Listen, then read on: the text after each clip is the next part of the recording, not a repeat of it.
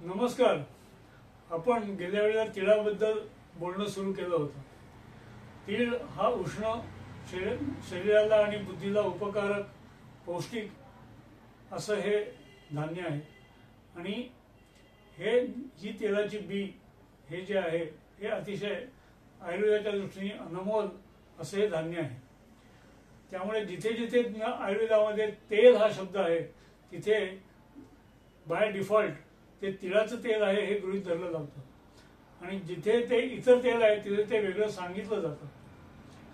आता आपण तिळाच्या तेलाच्या ऐवजी भुईमुगाचं तेल वापरतो किंवा इतर तेल वापरतो, पण पूर्वीच्या काळी राईचं तेल म्हणजे सरसोचं तेल आणि तीळ तेल हेच वापरली जाणारी प्रधान तेलं होती आणि ही दोन्ही तेलं मुख्यतः उष्ण आहेत आणि उष्ण असल्यामुळे त्यांचा त्वचेवर आणि शरीरावर उष्ण गुणधर्मांमुळेही परिणाम दिसतात.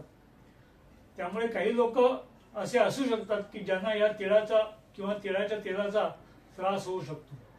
त्यामुळे तीळ तेल किंवा राईचं तेल हे वापरण्यासाठी कोणी वापरावं कोणी वापरू नये यासाठी त्यांची प्रकृती, त्यांचं प्रकृतिमान आणि एकंदरीत त्यावेळेची स्थिती प्रकृतीची किंवा आजारपणाची ते विचारात घेऊन काय काय वेळेला तेल तुम्हाला कुठलं घ्यायचं हे सांगावं लागतं आणि यामुळेच त्याच्यापेक्षा थोडंसं उष्णतेमध्ये कमी असणारं कमी उष्ण असणारं हे भुईमुगाचं तेल अधिक प्रचारामध्ये आलं आणि हे प्रचारामध्ये आलं हे उष्ण कमी आहे म्हणून तर आहेच, पण त्याचं जे यील्ड आहे ते तिळापेक्षा जास्त असल्यामुळे ते व्यापाराच्या दृष्टीने सुद्धा ते किफायतशीर ठरलं.